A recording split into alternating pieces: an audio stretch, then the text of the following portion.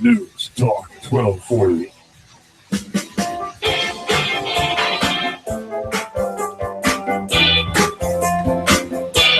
Extremely disappointed today out of what's been coming out of Washington from one of our own boys, Senator Bob Corker, who, according to the Ron Paul Institute, who gathered information from a video statement that he came out with, a video address that was released today, he thinks that the NSA is actually not collecting enough. The headline is Senator Bob Corker thinks the NSA is collecting too little of our private information. Now, if you know me, you know that I'm not a fan at all of the of the NSA. That sort of probably should go without saying. If you've ever heard me, you definitely know that I really do not like the NSA. They are an unlawful entity, and their practices are, in fact, unlawful. Well, United States Senator Bob Corker, who's a Republican from Tennessee, of course, made news on Wednesday with his astounding comment, according to the Ron Paul Institute, that he is shocked by how little data the National Security Agency, or NSA, is collecting via the U.S. government's mass surveillance program, and with his advocacy that the program needs to be ramped up hugely. Now, the first half of that statement could be seen two ways.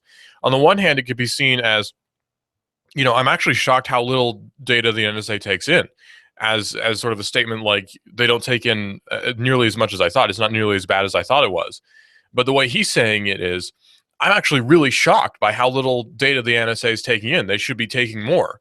That's his view on it. And of course, the NSA should not be taking any information in, but he thinks that the program needs to be ramped up hugely.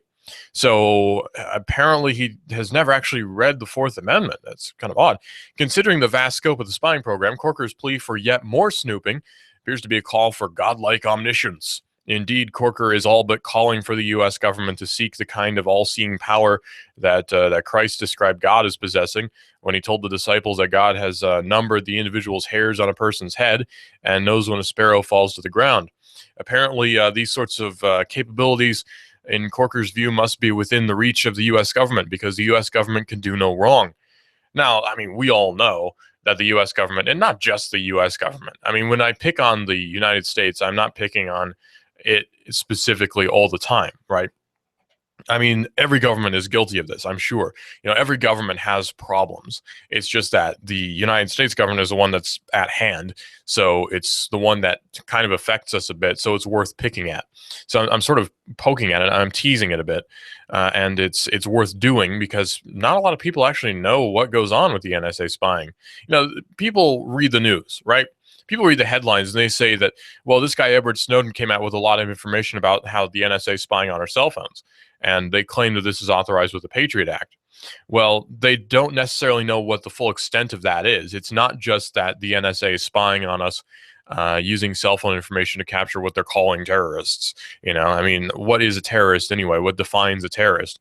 Well, a terrorist is somebody who uses terrorism as a means of warfare.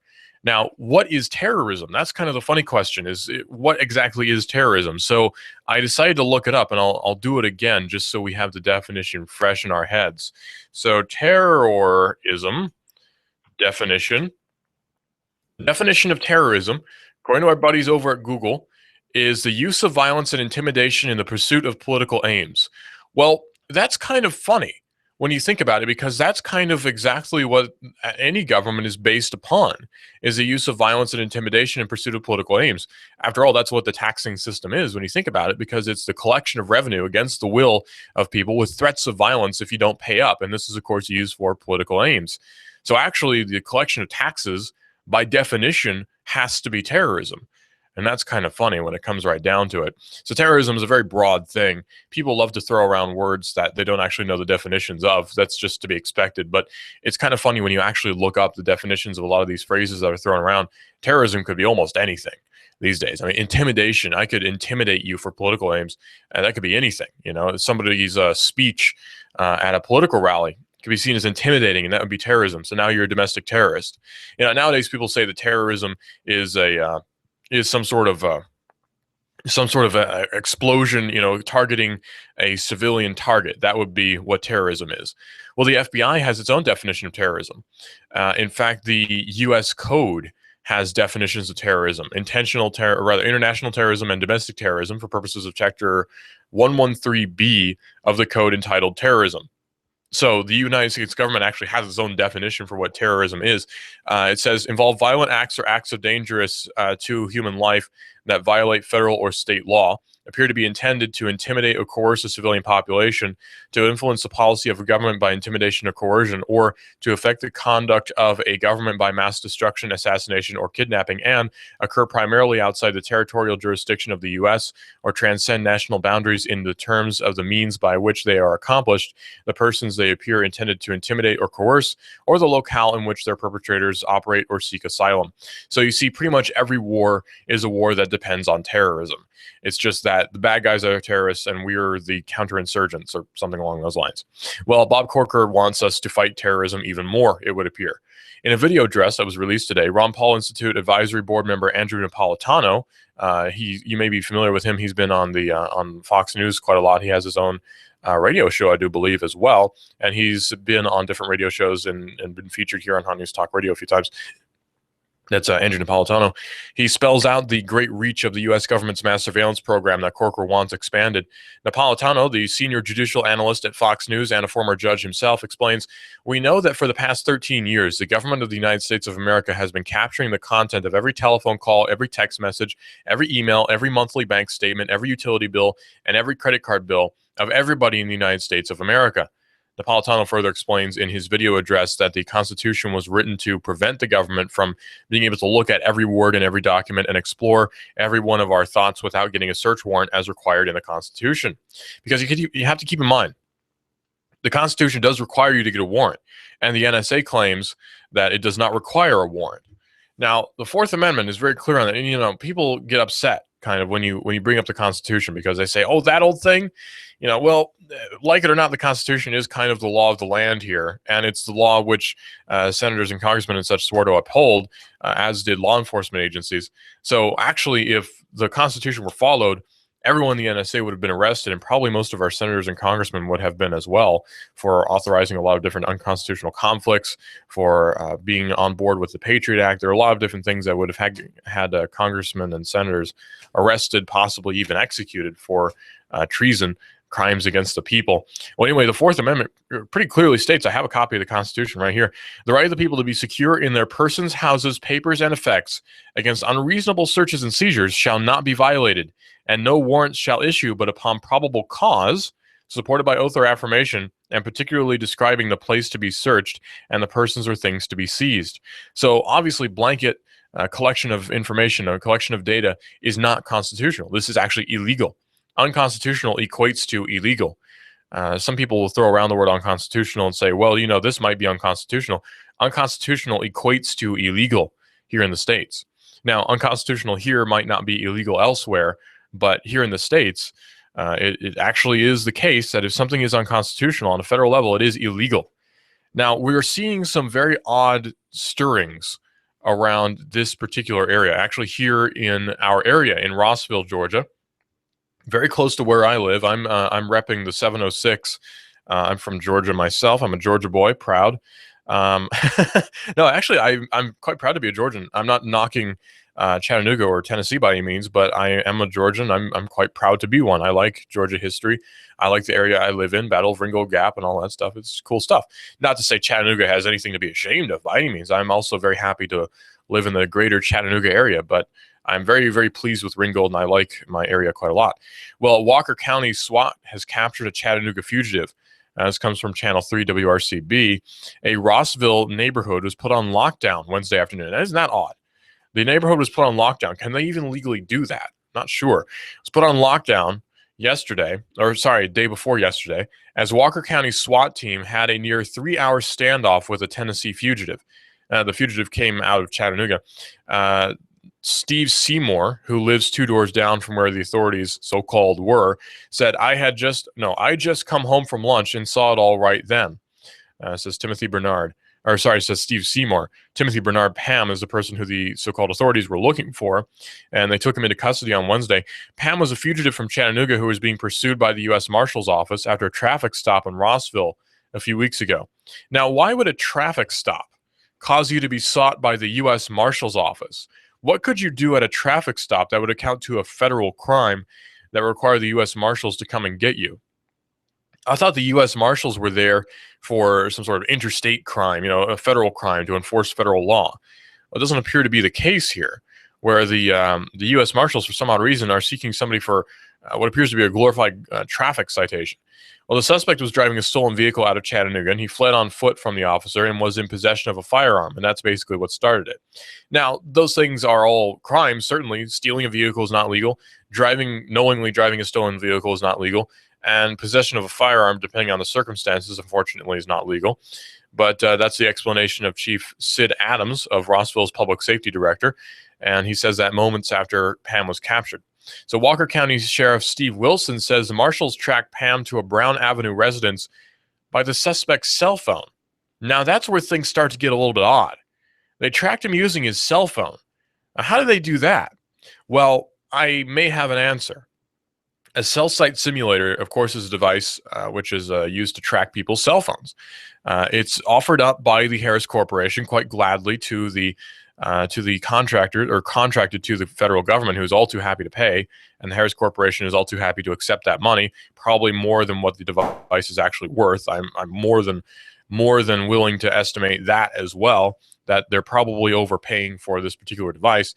And this particular device is used to track people's cell phones. Now, a key feature of that is it can use triangulation to determine your location. Now, triangulation means it pings the cell site simulator, it pings the device that is going to be tracked. That doesn't count as the triangulation, it counts as the subject. And then it counts 2 other cell phone towers to triangulate that information. And then it's probably put in some sort of open source Google Maps type app to show the location estimated of that cell phone within a few meters. So that's how they determine where he was. Now, how would they do that? Cell site simulators are not supposed to be here in Tennessee. They're actually illegal. So how would they do that? Well, the federal marshals, on the other hand, are not particularly bound by state law when it comes to these sorts of things. And we all know the U.S. Marshal Service has cell site simulators, right? I mean, we know that the U.S. Marshal Service has cell site simulators. And this has been discovered by the ACLU through a Freedom of Information Act request. They're not supposed to let you know that, but we do know that the U.S. Marshal Service has a cell site simulator. Officers surrounded the building and ordered Pam to give himself up. When he didn't do that, officers fired some 20 rounds of tear gas into the apartment. Now, to their credit, they didn't open fire with firearms of a deadly nature. So to their credit, they didn't try to kill the guy. Normally, that many rounds of gas being into that sort of building, he would have come out, reasoned Wilson. But he didn't budge, requiring officers to ram the door and forcibly enter the apartment. When officers gained entry, they discovered the suspect had barricaded himself inside a closet with a mattress and covers over him, and apparently that is how he was able to survive from the gas overtaking him. So I guess the implication is that he might have died had he stayed into the building without any sort of filtration system. I don't know if tear gas is lethal. I think it actually is, because any gas that would replace oxygen that's breathed in for any length of time will kill you. So I guess the implication is that the tear gas would have been lethal had he not filtered it somehow with a mattress and blankets. So it's a good thing he did that. Otherwise, he would have, died. But it's something to live across the street, though, says Seymour, the person who witnessed this, Steve Seymour. He says, with a mattress and covers over him, apparently that's how he was able to survive, says Sheriff Wilson. Meanwhile, Steve Seymour, who lived in the area, says that this is the first standoff he's ever seen in his Rossville neighborhood, and he hopes it's the last. Typical, I can't believe this happened in my neighborhood, that sort of thing.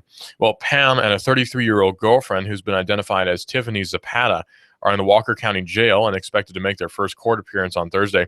Zapata is facing one count of hindering law enforcement, says Sheriff Wilson, who says that Zapata lied to investigating officers about Pam's actual whereabouts. Pam faces charges that include felon in possession of a firearm, auto theft, and evading arrest. Now, it could potentially be that he is previously a felon. We don't know that. It could be that he was previously a felon of a federal sort, and that's why the U.S. Marshals were looking after him.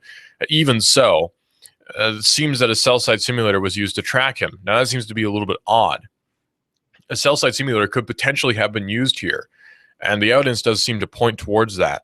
A cell site simulator was used to track his location.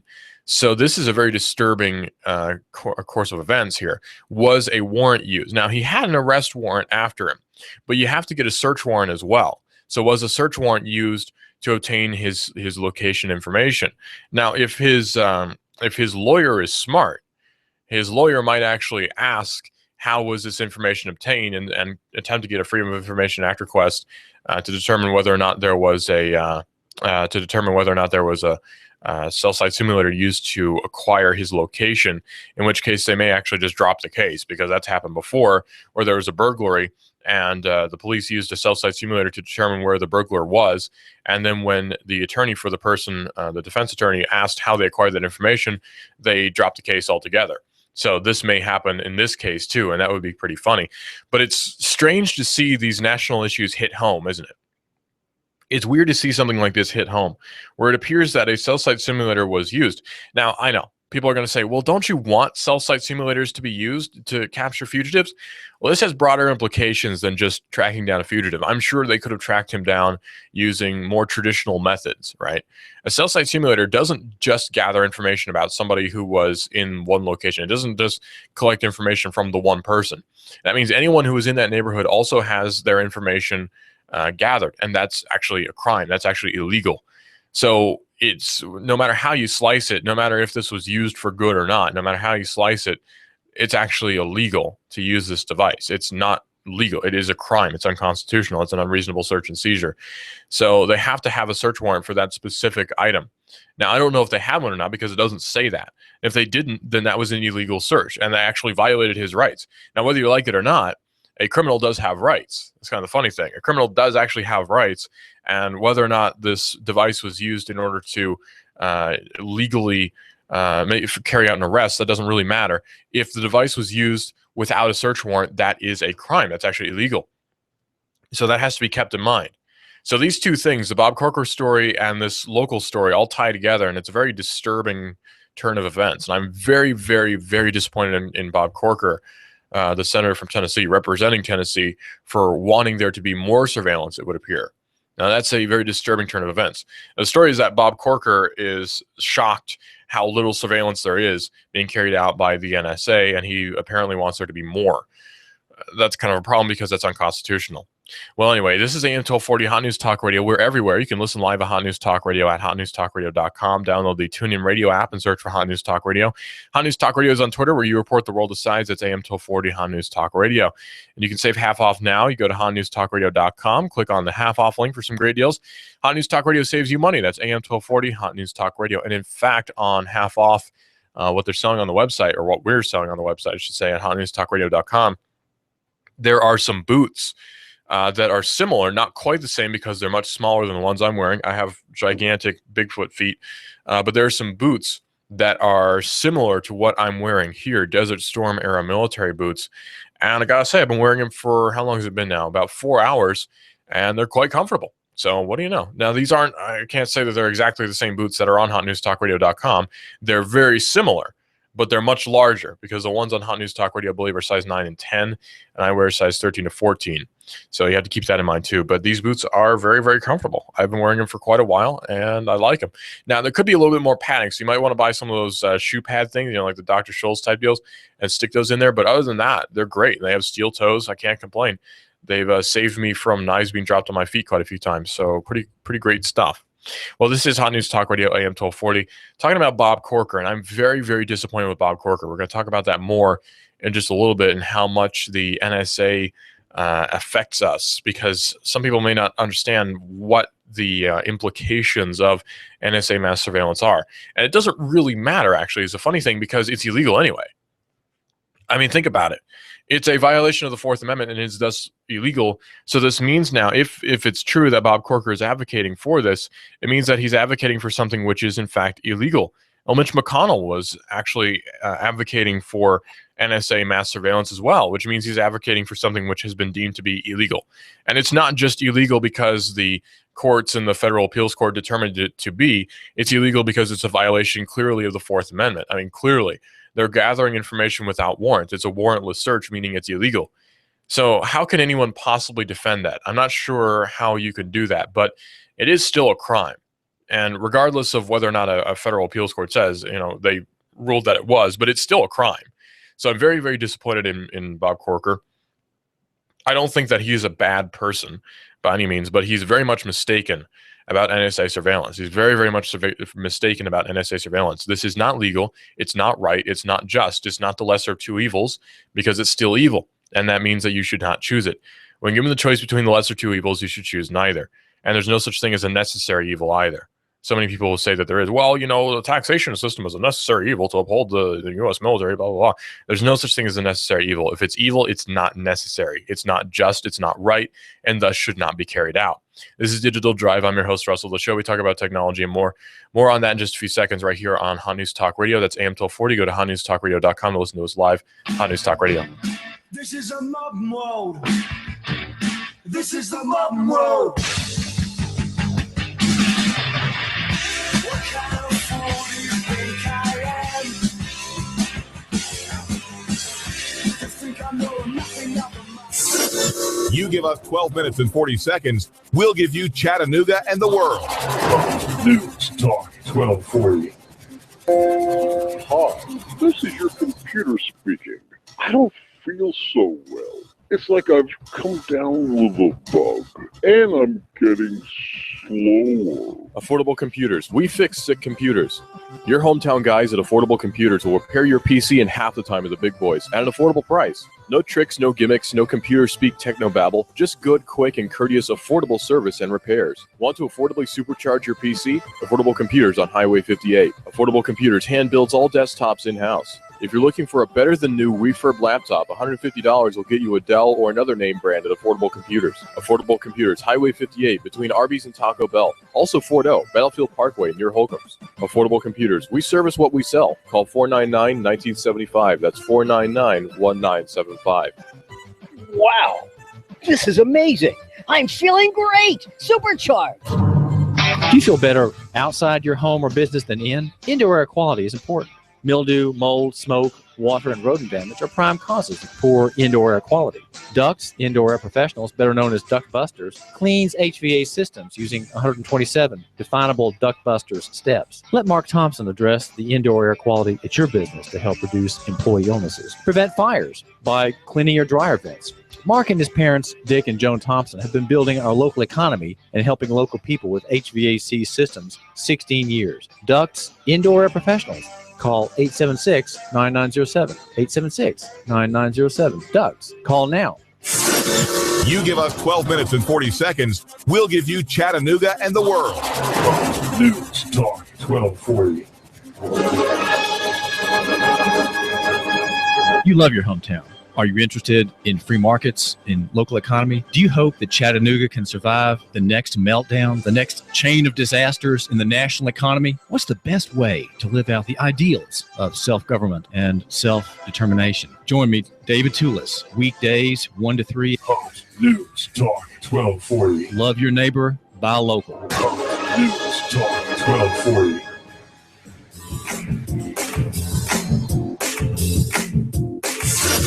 You give us 12 minutes and 40 seconds, we'll give you Chattanooga and the world.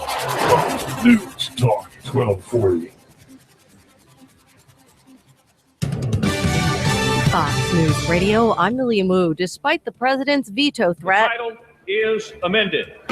the House passing a nearly $612 billion defense policy bill by a vote of 269 to 151. Democrats are worried the measure will mean sharp cuts in domestic spending later this year.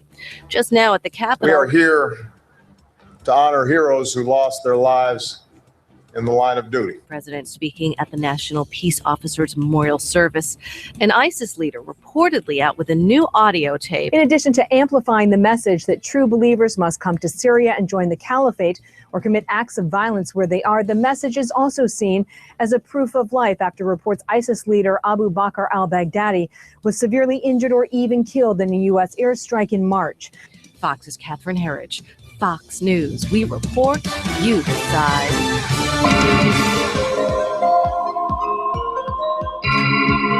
There's a phrase that I was thinking about not too long ago that just drives me crazy.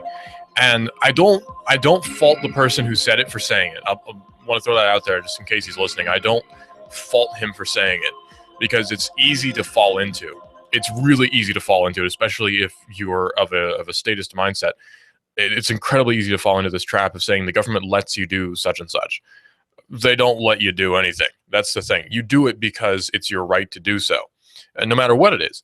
Let's say you've painted your house pastel black, which is not an actual color. You, you paint your house some sort of color that's not even on the visible spectrum. You paint your house with that weird color that's the blackest black you can achieve, and it's just totally ugly. Well, it's your right to do that. The government doesn't let you do that. Your homeowners association doesn't let you do that. You do that because you want to. You do it because it's your right to do so. And people will sort of get annoyed with you, and people will get annoyed with, especially Americans, foreigners. I don't mean foreigners in a disparaging way, by the way. I'm happy with everyone of every nationality, including Iranians. People sort of get a little bit annoyed at Americans for their expression of rights, I guess, because we like to talk about our rights all the time and sort of don't understand them sometimes. We talk about, rights, and then don't understand how rights actually work. Like people say, the Constitution grants you the right to, no, you've just made a very big mistake. Constitution does not grant you the right to do jack. The Constitution is supposed to be recognition. I mean, the Constitution is the government. That's what it's supposed to be. It's what governs the government, and in fact is the government. We hold these rights to be self-apparent. So people like to harp on the Constitution and hold it in this gigantically high regard. Maybe I hold an unhealthily low regard of the Constitution because I don't see it as giving you any rights, because it doesn't grant you any rights. The Constitution doesn't do anything for you. It's just that the government recognizes the Constitution as law. That's it. The Constitution is governmental recognition of law. That's all it is. Plain and simple, it's a very easy thing. It's very simple. The Constitution doesn't grant you those rights, though. The Constitution is recognition of rights which were already apparent, which were already existent, in fact, already self-apparent. So people will say, well, if the Constitution ceases to exist, there will be no more law and order. Well, there still will be law, though, and possibly there wouldn't be order, but there would still be law. Where does the law come from? Well, a higher power, of course, common law is what the Constitution is based upon, but common law, of course, is based upon biblical law as well. So, 10 Commandments in some jurisdictions actually is a law book. You can use that as law. So people will knock you for being some sort of religious nut, I suppose. And maybe I am quite religious, and maybe I am a little bit nuts, but it is still true that the Constitution is based upon common law, which is based upon biblical law. And that's just the fact of the matter. It's easy. It's simple. That's how it is. I mean, whether or not you're a Christian or not, probably you have sort of a Christian idea of following the laws in the Constitution. You recognize these as good and right, and that's sort of a Christian idea. Whether or not you yourself are practicing, right? You might not be a practicing Christian, but you recognize that there are some laws within biblical law which are right and true. Like thou shalt not kill is pretty. Nobody wants to do that. Nobody wants to kill anybody. So it's right that this should be the law. Pretty simple. Well, anyway, the government doesn't allow you to do much of anything. That's the funny thing, because the government doesn't grant you permission to do much of anything unless you allow them to. I mean, like, you can drive as a right without the government letting you. It's just that they'll try to stop you from doing what is rightfully your right. They'll try to stop you from doing what is your right, which is driving, right? If you drive without license, without their special permission, they're trying to oppress you now. It's not that they're granting you the right to drive. It's that they're telling you that you can. That doesn't grant you the right to do it. Does that make any sense? I know it's a little bit weird, but that's how it is. Well, I would argue that you should be able to fly a drone around within Washington, D.C. I would argue that you definitely have a right to do that. Well, some people might disagree with that and say that you're committing an act of, you're doing something which is very dangerous and such, but the drone has gotten too close, I should say, to the White House, and the operator of that drone has been detained by U.S. Park Police. So around 1 p.m. on Thursday, the Secret Service spotted a drone flying about 100 feet above Lafayette Square, or maybe it's Lafayette, I don't know, in a park in front of the White House. Secret Service members and U.S. Park Police quickly located the drone operator, who was standing on a corner of Pennsylvania Avenue, and told him to land the drone. He did. Now, there's not much they could do to him to physically accost him legally. I mean, he wasn't really doing much of anything that is a dangerous crime or a violent crime. So really all he did was something that could be compared to a traffic ticket. And he would get a citation for this. This is something that may be against city ordinance within Washington, D.C., the city of Washington, D.C., but this is not something that's covered in some sort of felon law. This is not a felony. This is not any sort of dangerous or not a dangerous crime or violent crime. So really, all they can do is ask him to please stop, and then they'll cite him. Now, some people will get annoyed with that. And in fact, I've witnessed people getting annoyed with that on the news, which I thought was really funny that people get so mad. They want to protect the White House so much, like it's this revered thing, like it's this thing that's commanding respect, and you should bow down to it and pray towards it every night. It's a very odd idea that people have about a lot of these national landmarks. I don't really hold them in very high regard. Like the Washington Monument, people talk about the Washington Monument like it's just the greatest thing on earth, and I don't really care about it. Well, according to the Washington Post, the man was taken into custody by U.S. Park Police and roads, Park Police and roads around the White House were closed. They're making such a much to do about nothing, really. The D.C. police inspected the craft, apparently a small Parrot Bebop drone. I love saying that, so I'll say it again. It's a small Parrot Bebop drone. That's so fun. I just love that. The drone was not found to be a threat. Still, the man will be charged with violating a federal order. What was the federal order? I don't know. Just yesterday, the Federal Aviation Administration launched a campaign to inform people that any area within a 15-mile area of Reagan National Airport is a no-drone zone. Please don't fly drones around this no-drone zone. In January, an employee of the National Geospatial Intelligence Agency made headlines when he drunkenly crashed a DJI Phantom drone into a tree on the White House lawn. Sorry. causing a lockdown of the White House complex. I'm sorry, that's not funny. of the White House complex. The drone crash exposed some weaknesses in the Secret Service's systems for monitoring flying objects coming towards the White House grounds, and DJI promised to update its drone's firmware to impose a no-fly zone in restricted areas of the Capitol. Even kite flying is not permitted in areas near the White House and the Capitol building. I'm not sure what they determined to be areas near. That might be at officer discretion. But let's propose a theoretical situation, because I really like theoretical situations to sort of help us think things out. Now, a 15-mile radius around the Reagan International Airport may very well be entirely owned by the federal government or entirely owned by some business, right?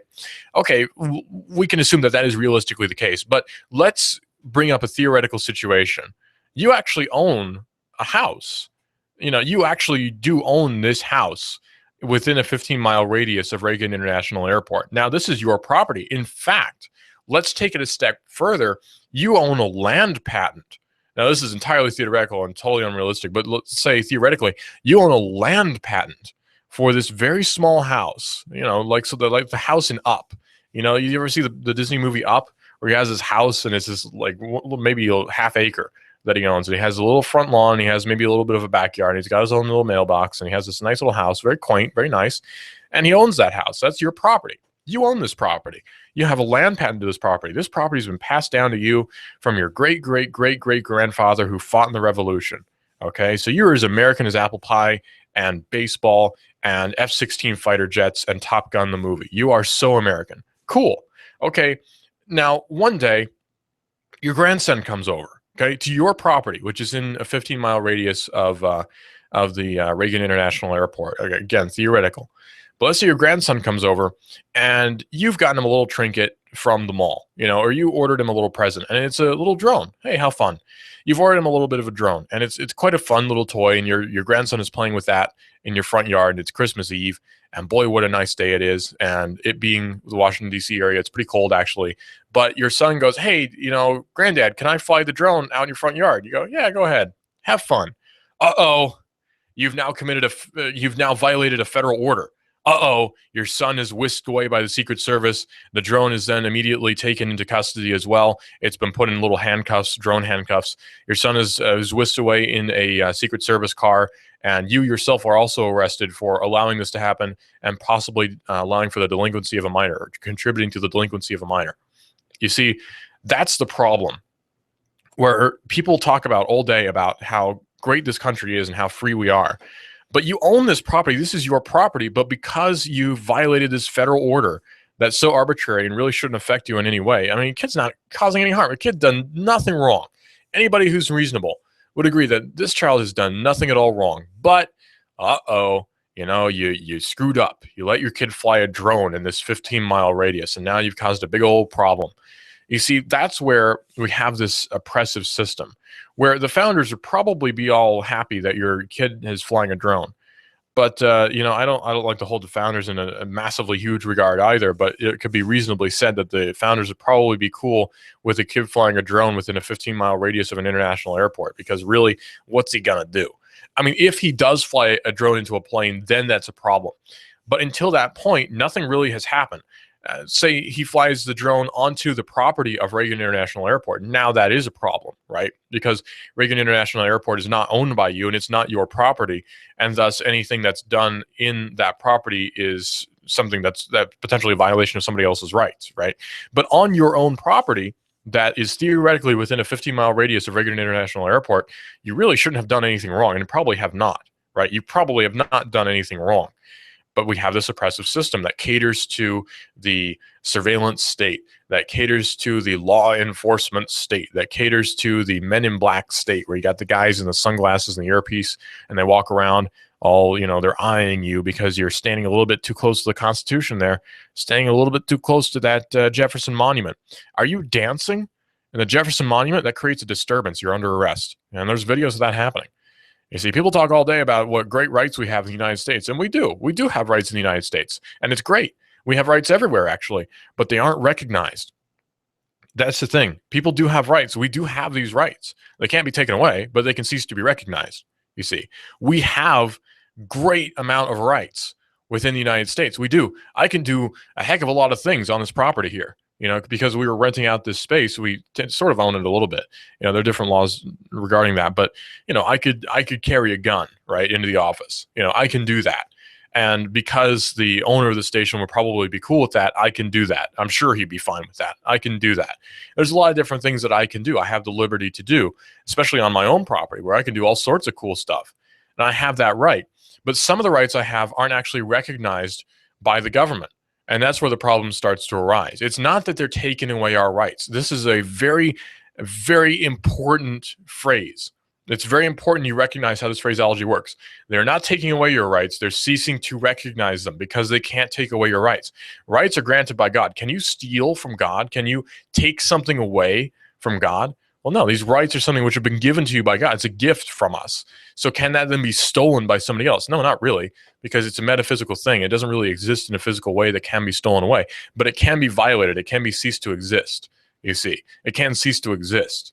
So these rights can be violated, and they can cease to be recognized, but they do not go away. And that all stems from you not, that whole discussion stems from you not being able to fly a drone near the Reagan International Airport within a 15-mile radius. So I'm incredibly disappointed with the leadership, so-called, in this country that does not want to allow for these things to happen. Very, very disappointing.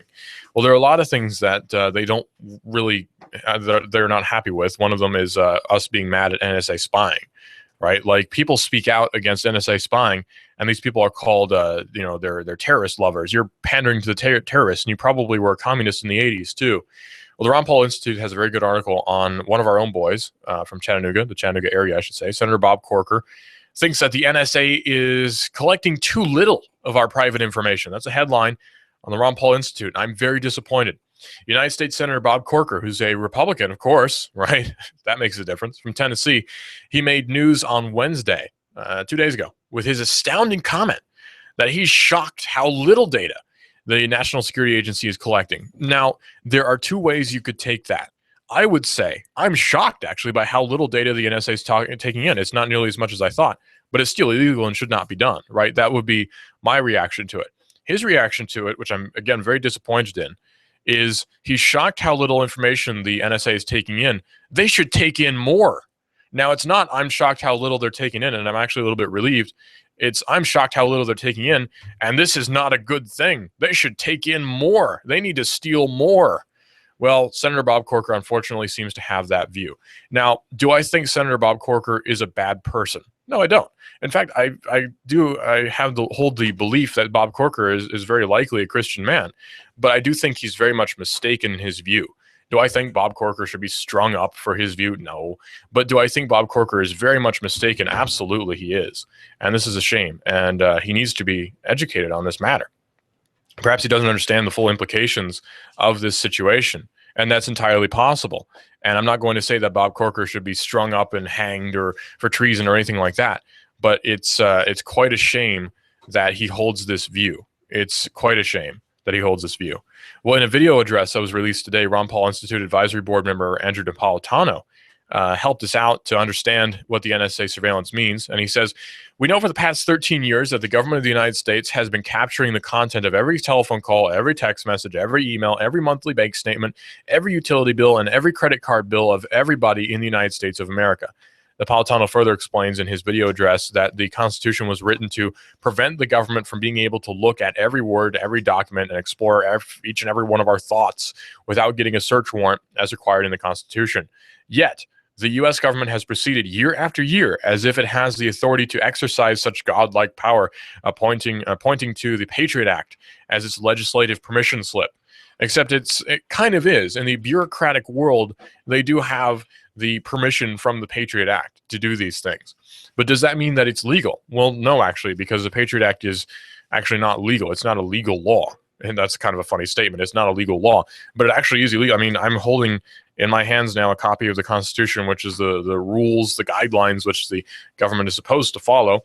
And of course, I'll read again the Fourth Amendment, which is the right of the people to be secure in their persons, houses, papers, and effects against unreasonable searches and seizures shall not be violated, and no warrant shall issue but upon probable cause supported by oath or affirmation, and particularly describing the place to be searched and the persons or things to be seized.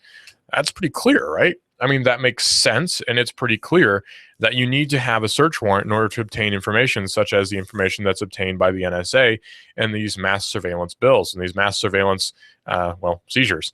And it seems pretty clear. But that's not happening. They're not obtaining warrants for this mass seizure of information, which then presumably makes it illegal, right? Like, it's now a crime. They are now committing a crime. And yet, for some odd reason, people will constantly go on about how many rights we have, and we do, but they'll talk about how, great a nation we are, where how we have all these rights that are recognized, except they're not. Now, we do have them. Again, we have these rights that are enumerated in the Constitution, that are in common law, that are in biblical law, but they're not recognized by the U.S. government. That's where the problem arises. It's not that we ceased magically to have these rights because somebody in some office ceases to recognize them. They don't go away. We still have them, but they aren't recognized by some guy in some office who's determined that it's okay to steal our information. You see, rights don't go away like that. They don't magically disappear, but they are ceased to be recognized. They have been ceased to be recognized by somebody in some office somewhere who determines that it's okay to spy on us and steal our information. Well, this is getting pretty dark, right? This is very depressing, this news. Very dark and depressing. And people will say, well, what can I do? There's nothing I can do about this. Oh, that's where we differ in opinion. There is something that can happen. There is something that can be done about this. It's actually pretty easy, is to invest in privacy softwares, to invest in privacy hardware. There are people actively who are looking to thwart the NSA, which is kind of funny. There are people who are working against the U.S. government who are calling themselves very patriotic, which I think is actually kind of funny. They say that they're great supporters of this country, and yet they're working against the U.S. government, which essentially kind of is the country. But anyway, it's kind of funny how that works out.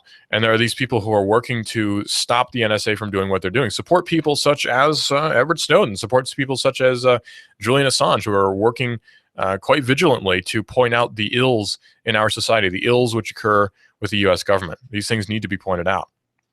Well, this is all very dark and depressing, but things can be done about it. And actually, collapse is kind of inevitable anyway, right? I mean, this system is not sustainable. A system that relies on debt isn't really sustainable anyway. So financial structures have to go away. They have to collapse. That's just how it is. Political structures such as these have to collapse. They have to. That's just the nature of it. States collapse, empires collapse. That's a cycle. It's a natural cycle, and it's not one to be afraid of and to shake in our boots about. I'm actually wearing boots. It's not one to shake in our boots about and be all afraid. No, it's a natural cycle, and it's a great opportunity economically for local economy to take hold and to take over, as opposed to the national economy that's based upon debt and based upon everyone speculating and everyone in their little offices and their cubicles passing around bits of information which they claim are money. That's not very local economy, and that's not sustainable, and that's bound to collapse. It has to happen, and that's okay. That's good, actually. Well, in funnier news, which I really love this story from Ars Technica. The media is always lying, is what the Washington Post website now says. It was a hack of the m.washingtonpost.com website. M stands for mobile. So the mobile site for the Washington Post says this information. Hackers briefly hijacked Washington Post's mobile website and displayed messages critical of news media and Saudi Arabia, according to a security researcher who documented that hack. Data which was collected by North Carolina-based computer scientist Ken White shows no evidence the people responsible used the hack in an attempt to install malware on the devices of people who are visiting that site. So if you saw the site, don't worry about it. You're fine. That's a lucky break, since the attackers appeared to have complete control over m.washingtonpost.com for what Mr. White estimated was about 30 minutes. So a very brief period of time. But in the internet world, in the computer world, that's an eternity. That 30 minutes is an eternity in the computer world. Instead, they used their control of the subdomain to display hacktivist messages, including "the media is always lying" and "Saudi Arabia and its allies are killing hundreds of Yemen's people every day." Yemen's had no apostrophe, and I'm very disappointed in the hackers' grammar skills. The Washington Post executive told CNN the page was redirected to a site claiming affiliation with the Syrian Electronic Army hacktivist group. Company engineers were redirecting mobile users to the desktop version of its site as they work through the problem. And I'm sure the FBI is opening an investigation, and people are going to be arrested, and there's going to be shots of people holding magazines over their faces in handcuffs and such. But, well, it's funny anyway, right? It's a funny little joke that was played, and nobody was really hurt, but property was damaged. Probably people are going to be arrested, but just because it's illegal doesn't mean it's not funny, right? Well, there's also a very strange case coming out of Walker County, which I'm very much interested in, where Walker County SWAT has captured a Chattanooga fugitive using what appears to be techniques associated with cell site simulators, which are used to track down cell phones, which are illegal, of course, without a search warrant. So a suspect was driving a stolen vehicle out of Chattanooga, and he was tracked to a building by U.S. Marshals. The U.S. Marshal Service, what were they doing with a fugitive from Chattanooga who committed state crimes? Officers surrounded the building and ordered Pam to give himself up. When Pam didn't comply, deputies fired some 20 rounds of tear gas in the apartment using what appears to be a cell site simulator to track him down. So cell site simulators appear to have made their way to the Scenic City area in Rossville, Georgia this time, close to where I'm from, 706 represent. Very disturbing news. This is Hot News Talk Radio. I'm Russell. I'm your host here at Digital Drive. This is Hot News Talk Radio, AM 1240. We're everywhere. You can listen live, hotnewstalkradio.com. Download the TuneIn Radio app and search for Hot News Talk Radio. Hot News Talk Radio is on Twitter, where you report the world decides. That's AM 1240 Hot News Talk Radio, and you can save half off now.